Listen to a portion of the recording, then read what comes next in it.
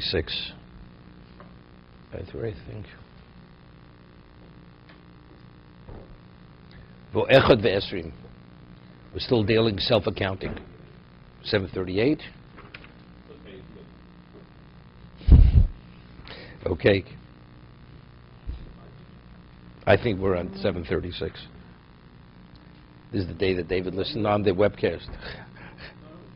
Okay.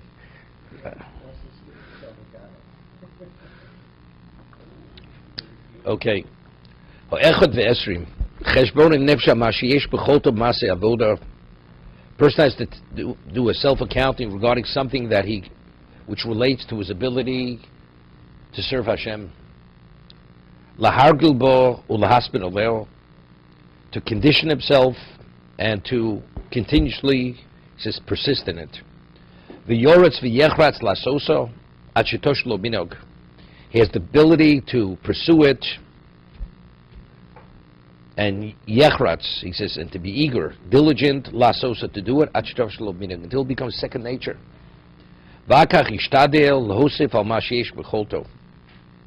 And then a person has the ability even to add to what's within his capacity.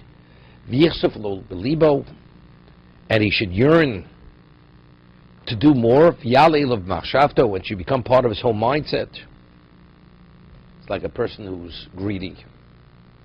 Right? Because of his greed, he thinks about money continuously. Can't get it out of his mind. Everything has it's touched by that thought process. How could self-gain? That's his whole, because that's his essence. A person who's conditioned to do the will of Hashem, his whole mindset, his whole perspective is, he's always looking for an opportunity to do more. That's the degree a person should condition himself to be so involved in serving Hashem that even his mindset is, when will the opportunity present itself? And you're always looking for the opportunity to serve him. V'yishal me'el be'akel ozro la'amtzo al yosem hashish b'cholto min ha'yediyah. And he asks of Hashem to assist him and to give him the inner strength, even beyond his own understanding and his action, b'leiv u'b'matz b'nemon, within his heart and his desire. Matzbun Nemon. He doesn't interpret that. I mean, his inner should be with truthfulness. And a person who persists in this area, Hashem will present to that person his desires, his requests. Yiftach lo shari yidiyosov, will give him open the gates of understanding. V'chazik sichlo ve'vorov lamud mitzvosov v'shelamalim yicholto. He will give him the intellectual capacity, the physical capacity, to be able to perform the mitzvos even beyond his ability. Madrega ach madrega, one level after the other. K'mo shenemar, ani Hashem elokecho melamedcho lo madricho b'derech telech. This is what we call siyata d'shmaya.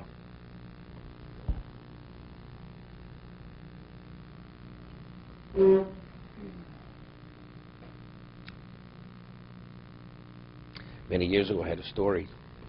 The story goes like many years ago. There was a Jew, very wealthy Jew, not religious, and he came to see me. David Finkelstein, Olav Shalom, he brought him to see me. And this person at that time, he was a man in his upper 60s. He had given the largest cash donation to UJA. He wrote a $10 million check. The story is about 28 years ago. And wasn't an observant Jew, wasn't even traditional. Basically, he came to say Kaddish on his yard site. But he was very Jewish, very Jewish. And he came to see me because there was a question, would he give a very substantial amount of money to a certain yeshiva or not? And what was it dependent upon? If this yeshiva was for the state of Israel or against the state of Israel. If for the state of Israel, he will make that very large financial contribution. And if not, even though they're very fine people, he will not give them the money. That was the question he came to ask me. Okay? And he didn't know what his stance was. He didn't know what and he's relying on what I say. If somebody could say they are for the state, he will give the money. If not, he didn't tell me which yeshiva.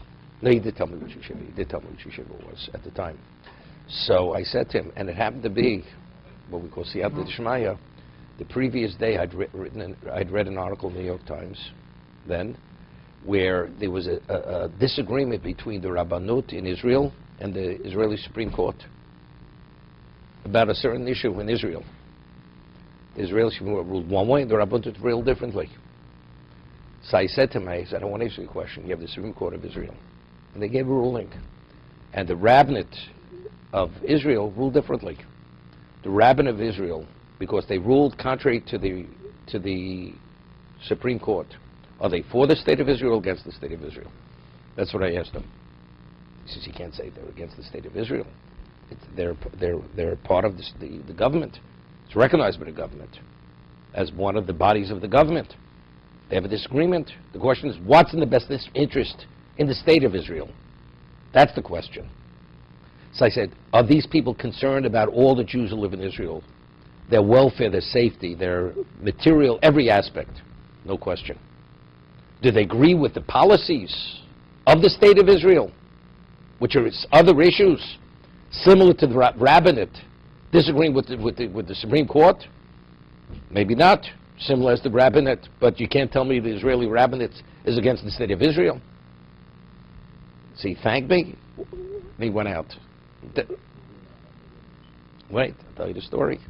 About 2 years later, I'm in a dermatologist's office, and I meet the Rosh Yeshiva Yeshiva.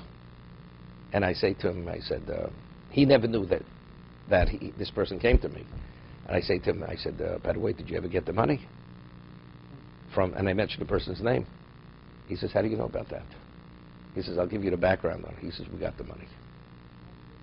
And what it was, he gave him, I don't know, a few $1 million loan, interest-free loan, for 5 years, 10 years. And he says, factually, they're late on the payment, but it's okay, because they're good people.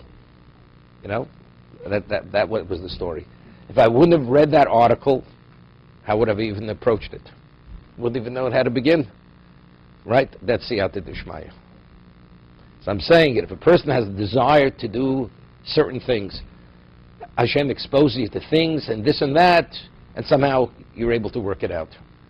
That's the way it works. Okay.